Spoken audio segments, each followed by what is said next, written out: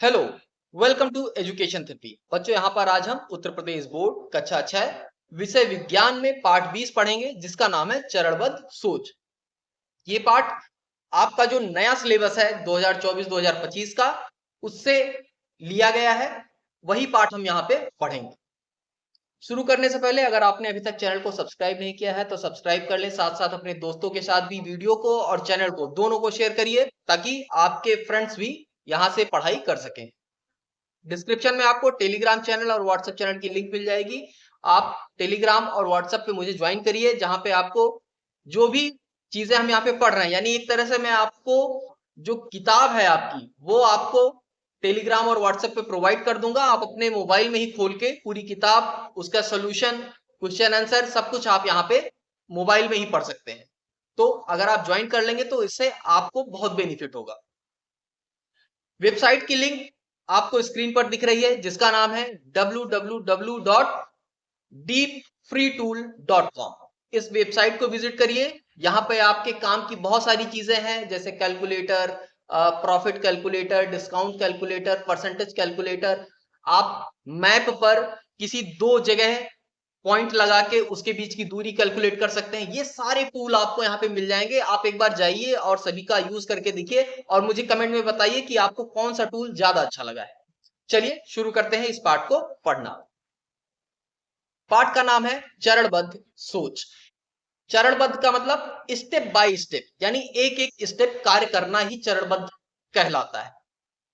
सोच का मतलब कि किसी भी कार्य को चरणबद्ध तरीके से करने के लिए हम जो कल्पना करते हैं या जो सोचते हैं, उसी को चरणबद्ध सोच कहा जा रहा है। यहाँ पे हमको इसमें क्या क्या मुख्य चीजें देखनी है, क्या क्या हम पढ़ेंगे। यहाँ पे चरणबद्ध सोच का परिचय जानेंगे, मुख्य चरण और उदाहरण जानेंगे, एल्गोरिथम का परिचय जानेंगे और उदाहरण जानेंगे। देखिए, चरणबद्ध सोच जो है या चरणबद्ध तरीका किसी भी कार्य को करने का, उसी को कंप्यूटर की भाषा में एल्गोरिथम कहते हैं। ठीक है, सेम चीज है, कोई अंतर नहीं है। किसी भी कार्य को करने का जो एक एग्जैक्ट, एक फिक्स तरीका है, जिससे कि जो उसको प्रोडक्ट है वो प्रोडक्ट ना चेंज हो। जैसे आपको पानी उबालना है, ठीक है, तो पानी, एक बर्तन में हम पानी लेंगे, उसको हम आग के ऊपर रखेंगे। चाहे अब आग में आपका चूल्हा हो सकता है, गैस हो सकता है, हीटर हो सकता है, ठीक है, कोई भी चीज हो सकती है, सोलर हीटर हो सकता है। तो हमको उसको उष्मा प्रदान करनी है, तो किसी भी तरह की उष्मा, हम किसी भी तरह से हम उसको उष्मा प्रदान करें। तो पहला स्टेप क्या हो गया, हम एक बर्तन लेंगे, उस बर्तन में दूसरे स्टेप में हम उसमें पानी भरेंगे, और उस बर्तन को, फिर भरे हुए पानी का जो बर्तन है उसको हम रखेंगे चूल्हे पर और आग जला देंगे, और तब तक इंतजार करेंगे जब तक पानी उबलने ना लगे। जब पानी उबलने लगेगा तो हम चूल्हे को बंद कर देंगे और पानी को उतार लेंगे। ये है स्टेप। ठीक है, इसी को कहते हैं चरणबद्ध तरीका किसी भी कार्य को करने का। अब यहां पे हम देखते हैं, जब हम बच्चे थे, यानी मैं अपने आप को कह रहा हूं, आप तो अभी भी बच्चे ही हैं, तो जब हम सभी बच्चे होते हैं, मैं भी कभी बच्चा था, आप आज बच्चे हैं, तो क्या है, हम लोग जब बारिश होती थी, कहीं पानी भरा हुआ मिल जाता, तो हम लोग कागज के नाव बनाते थे। ठीक है, अब कागज की नाव जब हम बनाते हैं, तो आपने देखा होगा कि अगर उसमें कागज के नाव बनाने में अगर मोड़ने का कोई भी तरीका मिस हो गया, हम भूल गए या गलत हो गया, तो आप देखेंगे हमारी नाव अच्छे से नहीं बनती। होता है ना, आपने ऐसा महसूस किया होगा या आपके साथ हुआ भी होगा। ऐसा नहीं, जब भी हम नाव बनाते हैं तो कुछ ना कुछ ऐसा हो जाता है कि वो थोड़ा सा अगर नहीं याद रहता, स्टेप कोई हम भूल गए, तो नाव बनती ही नहीं, अच्छी सही से नहीं बनती, टेढ़ी मेढ़ी बनेगी, वो डूब जाएगी। ठीक है, अब यहाँ पे देखिए, हर स्टेप को जब हम सही से करते हैं, जैसे यहाँ पे देखिए, चौकोर कागज को बीच से मोड़िए, तो सबसे पहला चरण हमने क्या किया, चौकोर कागज लिया, उसको बीच से मोड़ दिया। उसके बाद दोबारा आधा कागज मोड़िए, फिर हमने उसको आधा मोड़ दिया। दोनों किनारों को मध्य की ओर मोड़ते हैं, दोनों किनारे जो होते हैं उसको हम बीच की तरफ ऐसे मोड़ते हैं ना। उसके बाद दोनों ओर से निचले हिस्से को ऊपर की ओर मोड़ते हैं, उठा के हम ऊपर की तरफ मोड़ देते हैं। दोनों किनारों को बाहर की ओर मोड़े और चपटा करें। मोड़ने के बाद ऐसे पट्टी सा हम बनाते हैं ना, नीचे से मोड़ के इसे पट्टी सा बना देते हैं। उसके बाद आगे और पीछे की परतों को ऊपर की ओर मोड़ें। ऐसे हम बीच से फैला देते हैं और ऊपर की ओर मोड़ के उसको बराबर कर देते हैं। आगे और पीछे की परतों को ऊपर की तरफ मोड़ देते हैं और ऊपर के दोनों किनारों को बाहर की ओर खींच देते हैं, और खींचने के बाद आपको कुछ इस तरह की नाव दिखाई देने लगती है। ऊपर के दोनों किनारों को बाहर की ओर खींचे, ठीक है। इस तरह से क्या होता है, आपकी जो नाव है वो पूरी तरह तैयार हो जाती है। यहाँ पे नाव तैयार होने में हमारे कितने 10 चरण आए पूर्णतः नाव तैयार होने में। अब इसमें कोई भी स्टेप अगर आप गलत कर देंगे तो क्या आपकी नाव एकदम अच्छे से ऐसी बनेगी? नहीं बनेगी। यही कहा जा रहा है कि किसी भी कार्य को स्टेप बाय स्टेप करने का तरीका ही एल्गोरिथम कहलाता है, ठीक है, या चरणबद्ध सोच या चरणबद्ध तरीका कहलाता है, ठीक है। तो ये आप समझ गए यहाँ पे चरणबद्ध सोच क्या है, ठीक है। चरणबद्ध हम क्यों कहते हैं किसी चीज को, ठीक है। अब देखिए यहाँ पे आते हैं चरणबद्ध सोच, स्टेप वाइज थिंकिंग, इंग्लिश में बोलते हैं स्टेप वाइज थिंकिंग। अब देखिए हम जैसे किसी ने, अब जहां पे देखिए एक उदाहरण दिया गया है, किसी भी कार्य को करने के लिए पहले, जैसे किसी ने हमसे कोई कार्य कहा तो हम पहले सोचते हैं ना इस कार्य को हम कैसे कैसे करेंगे। जैसे किसी ने कहा पहाड़ा सुनाओ, तो पहले तो जब पहाड़ा हमको याद होगा तभी सुनाएंगे। किसी ने कहा 2 का पहाड़ा सुनाओ, तो 2 दूनी 4, 2 तिहाई 6, 2 चौको 8, 2 पंचे 10, हम ऐसे सुनाते चले जाते हैं। ऐसा तो कहते नहीं 2 दूनी 4, 2 अठे 16, ऐसा तो नहीं, क्रम से सुनाते हैं। ये क्रम क्या है? यही है स्टेप स्टेप, इस चरण, ठीक है। पहले 2 दूनी 4, 2 इकन्ने में 2, 2 दूनी 4, 2 तिहाई 6, ये एक क्रम है, क्रम से कार्य करते हैं। तो यहाँ पे सबसे पहले हम कार्य का विश्लेषण करेंगे, सोचेंगे कि आखिर ये कार्य है तो इसको हम किस तरह से कर सकते हैं, आसानी से कैसे कर सकते हैं, ये भी जानिए। किसी भी कार्य को सरल तरीके से सरल चरणों में ही विभाजित करके करना हर कार्य का प्रेफरेंस होना चाहिए। सबसे पहली जरूरत यही होनी चाहिए, कोई भी कार्य करना है तो हम आसानी से कैसे कर सकते हैं, ठीक है। कठिनता से तो बहुत लोग होता है, हर कार्य हो जाएगा, लेकिन प्रयास पहले यही होता है कि सोचेंगे आसानी से कैसे हो। जब आसानी से नहीं होगा तो थोड़ा सा और कठिन तरीका खोजेंगे, उससे नहीं होगा तो उससे थोड़ा और कठिन तरीका खोजेंगे, ठीक है, ऐसे होता है। फिर अगला क्या है, कार्य को सरल चरणों में बांटना, वही मैंने अभी बताया आपको। संभावित समाधानों पर विचार करना, कौन कौन से समाधान हो सकते हैं, कितने तरह से। अब जैसे आपका घर है, ठीक है, और ये आपका मान लीजिए स्कूल है। अब एक रास्ता स्कूल से घर का ये है, एक रास्ता ये है। अब आपके पास 2 संभावित रास्ते हैं कि आप किस रास्ते से जाएंगे। अब आप प्रयास यही करेंगे, जो रास्ता छोटा छोटा मतलब जो रास्ता सरल है, आप उसी रास्ते से घर जाएंगे। लेकिन हो सकता है आपका मन कह दे नहीं आज मैं बड़े रास्ते से जाऊंगा, तो ठीक है, आप उधर से भी जा सकते हैं, ठीक है। लेकिन कंप्यूटर में क्या है, कंप्यूटर में जो आसान तरीका होता है, सबसे पहले कंप्यूटर आसान या छोटा रास्ता होता है, कंप्यूटर सबसे पहले उस रास्ते को इस्तेमाल करता है। अगर वो रास्ता उपलब्ध नहीं है, व्यस्त है, तो वो बड़े रास्ते का उपयोग करेगा, ठीक है। सेम आप सोच लीजिए, मान लीजिए रास्ता खराब है, ब्लॉक हो गया छोटा वाला रास्ता, तो आप क्या करेंगे, आप बड़े रास्ते से जाएंगे, यही है, ठीक है। चलिए आगे बढ़ते हैं थोड़ा सा। अब यहाँ पे एक उदाहरण दिया गया है, उदाहरण में कह रहा है कि मानवी द्वारा शिवम को मेज पर रखे हुए कलम को देना है। मानवी है, एक लड़की है, वो शिवम को मेज पर एक पेन रखा है, तो मानवी उसको शिवम को देना चाहती है या देना है, ठीक है। तो इसके लिए चरणबद्ध तरीके क्या होंगे? तो सबसे पहला चरण होगा, मानवी मेज के पास जाएगी, मेज की तरफ जाएगी, तो मानवी पहले चरण में पहुंच गई मेज की तरफ। दूसरे चरण में मानवी द्वारा कलम को उठाना, मानवी पेन को उठाएगी, ठीक है, ये दूसरा चरण है। यहाँ पे तीसरा लिख गया ना, ये दूसरा चरण है, ठीक। उसके बाद तीसरे चरण में मानवी मुड़ेगी, मुड़कर आएगी शिवम की तरफ, मुड़ेगी और शिवम की तरफ आएगी। उसके बाद अगले चरण में क्या होगा, जब शिवम की तरफ आएगी उसके बाद अगले चरण में, यहां तो 3 ही चरण लिखा, आप एक चरण बढ़ा सकते हैं, चौथा चरण की मुड़ने के बाद वो शिवम की तरफ आएगी और पेन शिवम को दे देगी, ठीक है।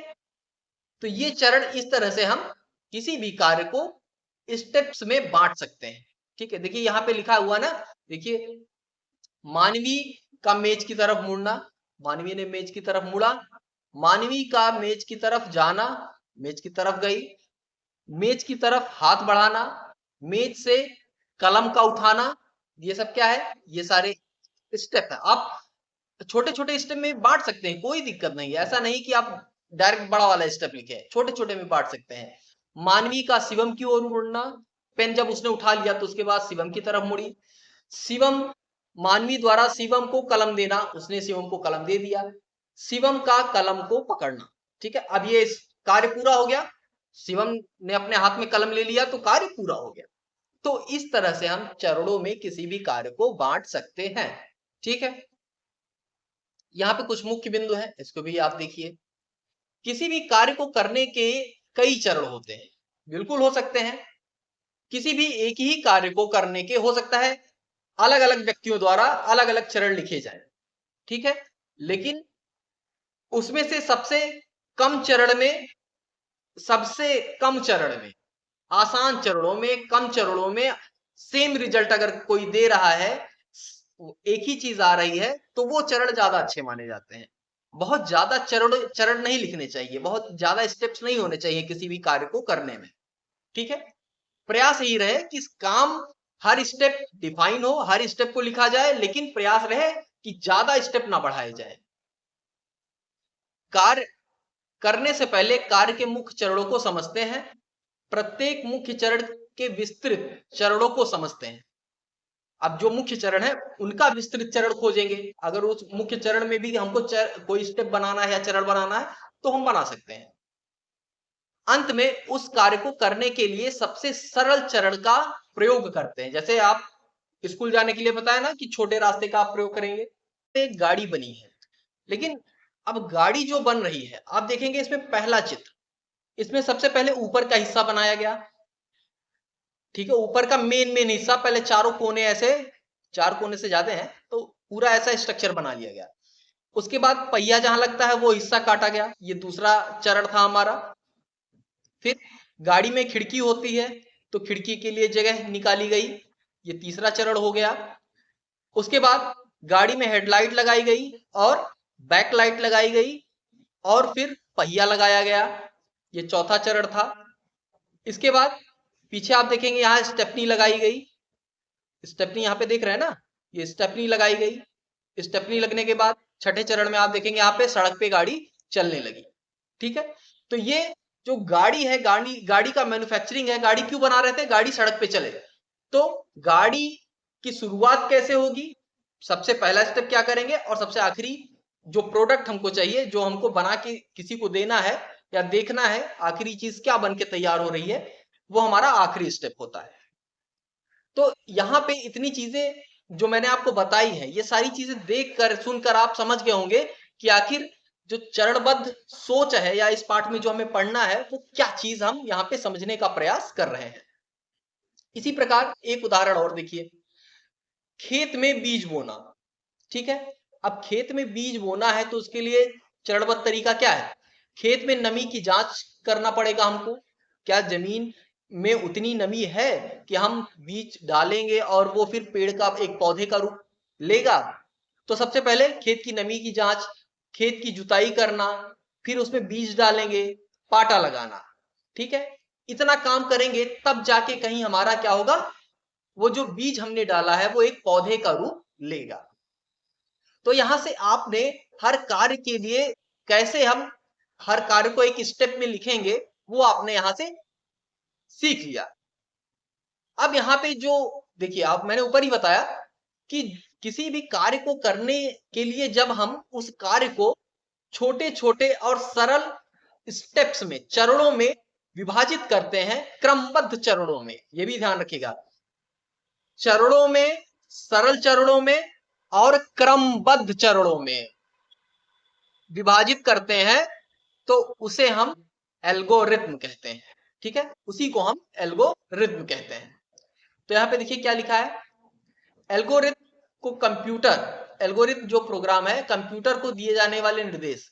ये प्रोग्राम क्या होता है, प्रोग्राम जो होता है इसको हम निर्देशों लाइंस ऑफ इंस्ट्रक्शन कहते हैं, ठीक है, बहुत सारे निर्देश लिखे गए होते हैं, उन्हीं को हम प्रोग्राम कहते हैं, ठीक है।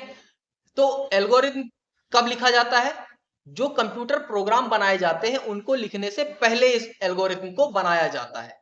जिससे क्यों लिखा जाता है? जिससे एक अर्थपूर्ण परिणाम मिल सके। यानी जो एक यूजर, जो एक क्लाइंट चाहता है कि उसे ये चीज बनवानी है, तो उसको वैसा ही सामान, वैसा ही सॉफ्टवेयर बना। जैसे आप देखिए कैंडी क्रश गेम खेलते हैं, ठीक है, तो किसी ने तो सोचा होगा कि कैंडी क्रश गेम को ऐसे ऐसे करने पे ये ऐसे दब जाना चाहिए, 4 बार 3 बार मिले या 4 बार मिले तो ऐसे ये मिट जाना चाहिए, ठीक है। तो ये क्या है? ये एल्गोरिथम है, एल्गोरिथम बनाया गया, उसके बाद इसकी कोडिंग की गई किसी एक लैंग्वेज में, ठीक है, एक भाषा में। भाषा भी आप पढ़ेंगे, इसके बाद जो अगला चैप्टर है उसमें हम स्क्रैच पढ़ेंगे, फिर पाइथन थोड़ा सा पढ़ेंगे। तो ये सारी चीजें हम पढ़ेंगे आगे इस क्लास में, अगली क्लास में, सब में थोड़ा थोड़ा मैं आपको इतना करके दिखा दूंगा कि अगर आपको, और आपको मैं मोबाइल में कर सारी चीजें करके दिखाऊंगा, सिर्फ कंप्यूटर पे ही नहीं, मोबाइल में लाइव वीडियो बना के आपको दिखाऊंगा कि मोबाइल से ही आप कैसे कर सकते। क्योंकि हर बच्चे के पास कंप्यूटर नहीं होगा, लेकिन मैं मानता हूं हर बच्चे के पास मोबाइल भी नहीं होगा, फिर भी कुछ बच्चे ऐसे होंगे जिनके पास स्मार्टफोन होगा, और अगर जिनके पास स्मार्टफोन होगा वो मोबाइल में भी वो काम कर पाएंगे, ठीक है। तो वो सारी चीजें मैं आपको बताऊंगा, टेंशन मत लीजिए। तो चलिए, यहाँ पे एल्गोरिथम क्या होता है? यहाँ पे अर्थपूर्ण परिणाम मिल सके इसलिए एल्गोरिथम लिखा जाता है। किसी समस्या के समाधान में या किसी कार्य को पूर्ण करने में चरणबद्ध निर्देशों को लिखना ही एल्गोरिथम कहलाता है, ठीक है। इसको कलन विधि या अनुक्रमिक प्रक्रिया के रूप में भी समझा जा सकता है। अब यहाँ पे एक उदाहरण और दिया है एल्गोरिथम का, सेम वही है। अब इसमें उदाहरण में क्या कह रहा है? कह रहा है चावल बनाने के लिए एल्गोरिथम लिखिए। तो आपको यहाँ क्या करना है? चरणबद्ध तरीका ही लिख देना है, बस वही एल्गोरिथम हो गया। तो चरण 1 इसी तरह से लिखेंगे जैसे यहाँ पे आपको दिख रहा है। कोई भी एल्गोरिथम लिखने के लिए कोई भी प्रश्न आएगा तो आप ऐसे लिखेंगे। चरण 1 चावल को पानी से धोना। चरण 2 पानी को उबालने के लिए चूल्हे पर चढ़ाना। चरण 3 धुले चावल को उबलते हुए पानी में डालना। चरण 4 10 से 15 मिनट चावल को पकने के लिए छोड़ना। और आखिरी चरण या चरण 5 पके हुए चावल को चूल्हे से उतारना। ये क्या हो गया? ये आपका एल्गोरिथम हो गया, ठीक है। इसी प्रकार से आप किसी भी कार्य के लिए एल्गोरिथम लिख सकते हैं, लेकिन वो क्रमबद्ध होना चाहिए, एक क्रम। ऐसा नहीं कि आपने पहले लिखा चावल को पानी से धोना और उसके बाद लिख दें, उसके बाद आप चाहें तो ये आप सोच रहे हैं कि पके हुए चावल को चूल्हे से उतारना, तो आपका गलत हो जाएगा क्योंकि क्रम नहीं है, ठीक है। ये क्रमबद्ध तरीके से लिखना है, ठीक है। इसीलिए कहा जाता है चरण 1 2 3 4 इस तरह से लिखा जाएगा, ठीक है। चलिए, तो ये उदाहरण से आप समझ गए कि एल्गोरिथम क्या होता है। अब हमने इस पाठ में क्या सीखा, एक बार ये पढ़ लेते हैं। किसी कार्य को पूर्ण करने के लिए तार्किकता पूर्ण विशिष्ट चरणों का एक निश्चित क्रम होता है जिसे चरणबद्ध सोच कहते हैं। वही मैंने कहा ना, तार्किकता पूर्ण यानी चरण होंगे, सरल चरण होंगे और क्रमबद्ध होंगे, ठीक है, उसी को चरणबद्ध सोच कहते हैं। अगला, कंप्यूटर का कार्य पूर्ण करने के लिए दिया गया इनपुट, या इनपुट को ही हम निर्देश कहते हैं, या निर्देश, ठीक है, दिया गया निर्देशों का विशिष्ट क्रम एल्गोरिथम कहलाता है। एल्गोरिथम होता है, एल्गोरिथम से प्रोग्राम बनता है, प्रोग्राम को कंप्यूटर में इंस्टॉल करते हैं और फिर वो कार्य हम करते हैं। निर्देशों का सही क्रम कार्य को सरल बना देता है। एकदम सही बात। कोई भी कार्य करने का अगर आप सही तरीका अपना रहे हैं तो आपका कार्य जो है वो थोड़ा सा आसान हो जाता है। रैंडम काम करेंगे तो वो आपको कार्य कठिन लगने लगेगा, इसलिए क्रमबद्ध तरीके से कार्य करना चाहिए, ठीक है। चलिए, तो ये हो गया। अब यहां से आपके अभ्यास प्रश्न स्टार्ट हो गए हैं। उम्मीद करता हूं पाठ को पढ़ने के बाद आप इन अभ्यास प्रश्नों को हल करने में एकदम समर्थ होंगे, ठीक है। आप आसानी से इन प्रश्नों को हल कर सकते हैं। कहीं कोई दिक्कत हो तो आप निसंकोच कमेंट बॉक्स में कमेंट करिए।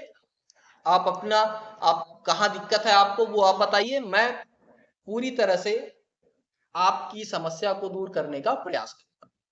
चलिए, तो आज के लिए बस इतना ही। मिलते हैं नेक्स्ट वीडियो में, तब तक के लिए धन्यवाद।